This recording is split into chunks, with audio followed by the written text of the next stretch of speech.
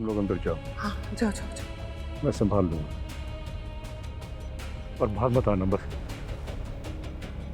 हाँ तुम लोग जाओ जाओ, तुम लोग जाओ जाओ जाओ। जाओ जाओ। अनस, तो तुम कमरे में छुप जाओगे? तुम वहां से इसलिए भाग कर आ गए क्योंकि उन लोगों के पास सबके पास वीडियो है। क्यों अनस, क्यों? क्या वो वीडियो सच है? तुम्हें नहीं पता। मुझे पता है अनस, लेकिन शायद तुम भूल रहे हो, इसलिए तुम छुप रहे हो। छुपने से मसले हल नहीं होते, और कबूतर की तरह आंखें बंद करने से खतरा टल नहीं जाता। और इस तरह से अगर हम छुपेंगे तो ना मुजरिम होते हुए ना हम मुजरिम बन जाएंगे। कहना क्या सारी? तुम्हें नहीं पता मैं क्या कहना चाह रही हूँ? तुम डरकर भाग आए हो अनस। जिंदगी के मसलों को हल करने का तुम्हारा तरीका है, तो ठीक है फिर तुम यहाँ खड़े रहो, मैं जाऊंगी। नहीं नहीं, कहाँ जा रही हो? वो लोग वहां तमाशा लगा रहे हैं, मैं तो अपना किरदार निभाऊंगी ना। और तुम्हें पता है मेरे किरदार की सबसे खास बात क्या है? वो हार नहीं मानता और गलत नहीं सुनता। ये बात नहीं जा सकती, इसे रोको अनस। कहाँ जा रही हो? जो तुम नहीं कह सके वो मैं कहने जा रही हूँ। जो सामना तुम नहीं कर सके वो मैं कर सकती हूँ। जो जवाब तुम नहीं दे सकते वो मेरे पास है, और जो नजरें तुम नहीं सह सकते वो मैं निकाल कर हाथ में दे दूंगी अनस। जो काम तुम्हें और इन सबको करने चाहिए वो मैं करूंगी। इसको रोको अनस। मैं जाऊंगी। अनस प्लीज मेरा हाथ छोड़ो, मुझे जाने दो। नहीं इंसान, तुम नहीं जाओगी, हम दोनों साथ जाएंगे। इज्जत को अगर इज्जत ना दी जाए तो जिल्लत के सिवा कुछ नहीं मिलता था। खानदान में एक से एक लड़की मौजूद थी, मगर फहाम की नजर कहाँ आकर ठहरी। एकदम से रिश्ता करेंगे तो ऐसा ही होगा। तौबा है। तलत भाभी, आपने तो अहमियत ही नहीं दी, वरना तो मैं 2 मिनट में सारी हिस्ट्री निकाल के दे देता। इतनी बड़ी बात तुमने मुझसे छुपाई शहरीन। ये इतनी बड़ी बात नहीं है कि मैं आपको बताती। फहाम, मेरा इनसे कोई रिश्ता नहीं है, वो दादा की वजह से यहाँ रहते हैं बस।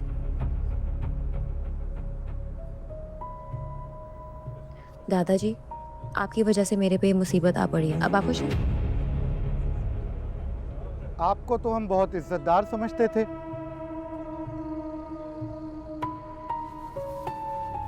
मैं आ गया हूं। आप लोगों ने जो बात करनी है मुझसे कीजिए। वैसे तो आप में से किसी को सवाल पूछने का कोई हक नहीं है, लेकिन आपके हर सवाल का जवाब मैं दूंगा। इतनी बदनामी के बाद शादी कर ली तुम लोगों ने? तो क्या करता? तबाह होने के लिए छोड़ देता। और अंकल, आप सुलेमान अहमद साहब की नेकनामी पर सवाल उठा रहे हैं। आप जानते भी हैं सुलेमान अहमद और मुरसलीन अहमद कौन है? यहाँ बाहर गली में निकल जाइए और किसी से भी इनके किरदार के बारे में पूछ लीजिए, आपको पता लग जाएगा। सबके मोबाइल भरे पड़े हैं, पूछने की जरूरत नहीं है। अच्छा, ये कौन सा मोबाइल है आपके पास? ये 5 से 7 लाख रुपए का तो होगा। चलाना आता है आपको? जानते भी हैं कि इसको इस्तेमाल करके क्या कुछ किया जा सकता है। बल्कि लाइए, आप ही का मोबाइल इस्तेमाल करके आपकी एक ऐसी वीडियो बनाता हूं कि उसको देखना तो दूर, शर्म के मारे अपने आप को शीशे में नहीं देख पाएंगे। हादसा किसी के साथ भी हो सकता, ट्रैप कोई भी हो सकता, हम भी हो गए। और इन सब के बावजूद तुम कुछ नहीं बोलोगी। मैंने कहा था ना, लोग जब सवाल करेंगे जवाब मैं दूंगा। तुम्हारे सामने खड़ा हो गया। और आप फहाम साहब, सपोज अगर शीरी आपको ये सब कुछ पहले बता देती तो क्या करते? आप रिश्ते से इनकार कर देते?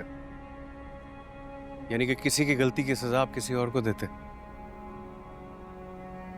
मर्दों का ज़र्फ तो बहुत बड़ा होता है, खाली पेंट कोट पहन के इंसान मर्द नहीं बनता।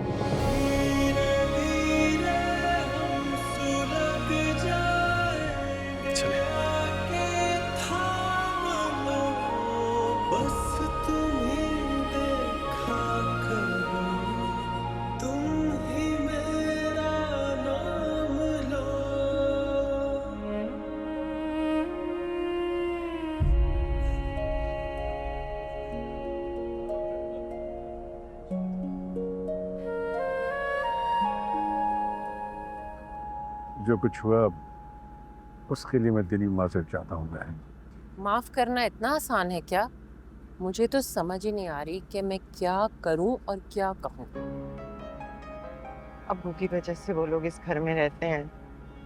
वो बीमार हैं, बूढ़े हैं, हम उनकी बात टाल नहीं सकते, वरना वरना हमारा उन दोनों से कोई ताल्लुक नहीं है।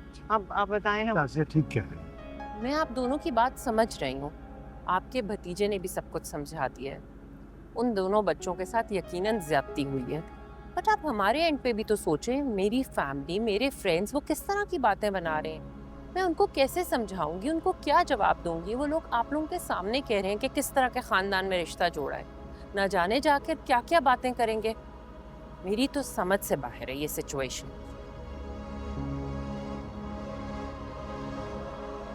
वहाँ मेरी बात तो सुने। अब इस तरह खफा होके क्यों जा रहे हैं? सब मेरा क्या कसूर है? शहरीन तुम्हारा ही कसूर है, बल्कि तुम्हारी पूरी फैमिली का कसूर है। तुम्हें उन्हें बुलाना ही नहीं चाहिए था, मगर नहीं। देखा तुमने कैसे वो घूम फिर रहे थे और पिक्चर्स बनवा रहे थे। पर वहाँ आप यकीन करें, मेरा उनसे कोई लेना देना नहीं है। वो सिर्फ दादा जान की वजह से यहाँ पे रहते हैं। अम्मी ने स्पेशल इंस्ट्रक्शंस भी दी थी कि वो यहाँ पे नहीं आएंगे, नहीं अटेंड करेंगे एंगेजमेंट।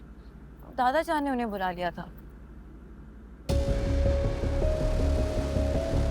फहम, फहम,